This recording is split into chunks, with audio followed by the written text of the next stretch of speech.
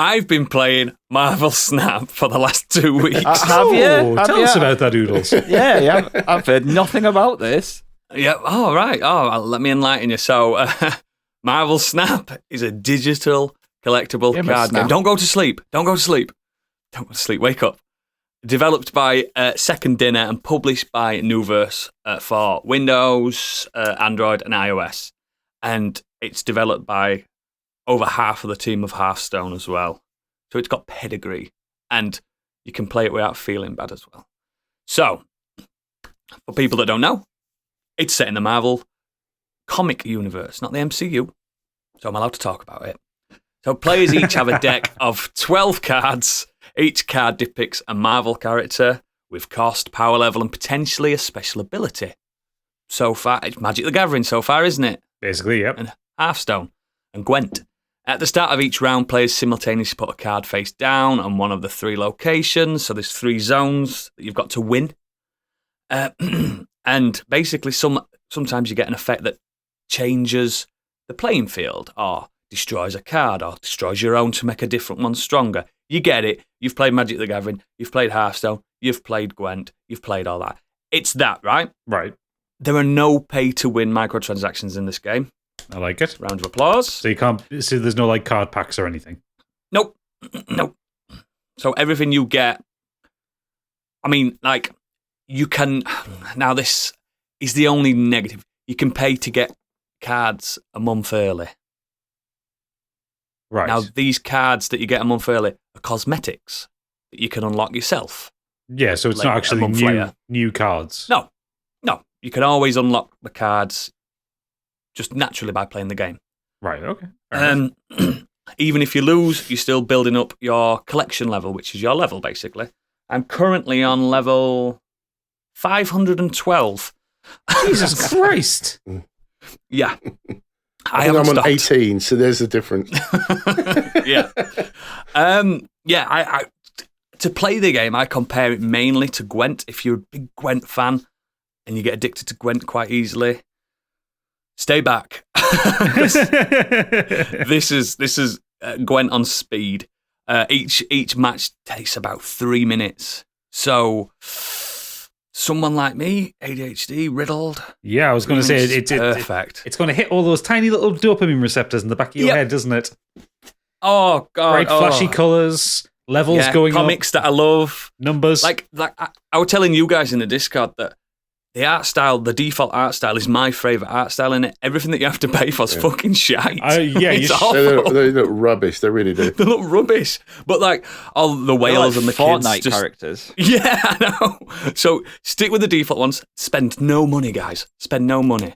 And the best thing about the game is, for people like me that need that little dopamine hit, there's missions, daily missions, and the missions are simple, like play more one-tier cards or play more two-tier cards. And what that does, the missions are slightly tutorializing the actual game.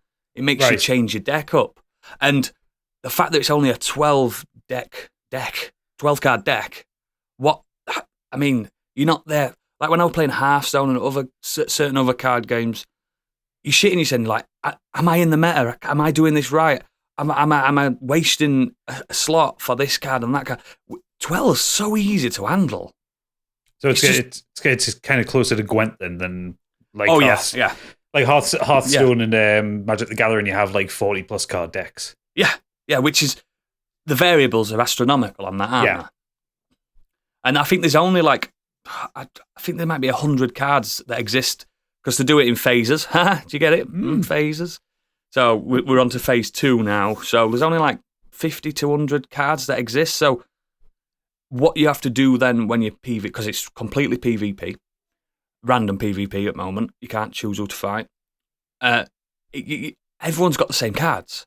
So it's all about being tactical, being fast. You can't, like all card games, you've got about 30 seconds to decide, so you can't cheat.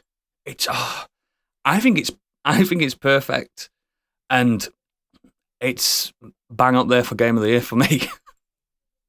Unless a certain game that drops, I'll have it today. By the time you're listening to this, isn't as good. Basically, it's just. I'm glad you've tried it, Biggie. When I first tried it, I only played it a few times a day. Now it's any time I can just pick my phone up. It's ridiculous. I really don't play games on my phone anymore, and it was only because you were waffling on about it. Obviously, it's Marvel based. I weren't I'm just gonna have waffling. a little look, and I had a little play with it, and yeah, it's really cool. I like it. It's really cool how you can, like he says, you can learn from what the game promotes to you, or just from the actual battles themselves. Somebody dropped Mr. Fantastic card, and if you drop it in the middle, he punches the other realm, both sides. Yeah, and it just and I was like, oh god, that's really cool. And if you have characters that know each other, like obviously in the Avengers or Guardians of the Galaxy, they'll have a little conversation with little word balloons will pop up.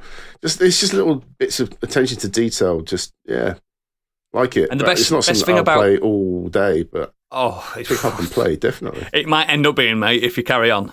The best thing about it is like each of the 3 zones that you've got to win. You only have to win 2 out of 3, obviously. Yeah. But they change as well. They have variables, so it might be you can't put another card down. So if you've put a card down early and it's low, you've lost that zone. Do you know what I mean? It's so fucking clever. It's really simple, isn't it? But it's so simple, tactically clever. Yeah. I mean, it's called Marvel Snap. At first, I thought it was Snap, like the card game we used to play when we were kids. Did too. That's what I thought when you said what it was called. Nothing to do with that. Nothing to do with that at all. It's just another competitor to the collectible card game genre. But I honestly, and on art, think it's the best one ever made. I don't think another game touches it. Just on sheer ease of play. Relevant to the Snap, there's a cosmic cube at the top of you can gamble. The screen. And you can gamble to sort of, if you think you're basically going to win the match, you've got like a perfect deck. You get more gamble experience. To get more.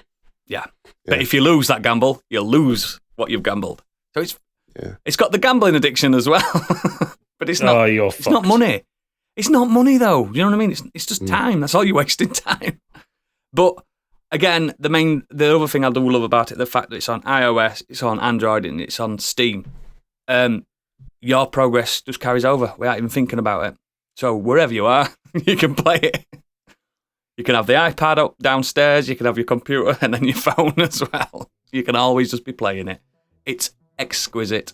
If you've got any interest in this, if you've played Gwent, especially Gwent, just give it a try. It's free as fuck. Just play it. Just play it, please. I don't want to be on my own.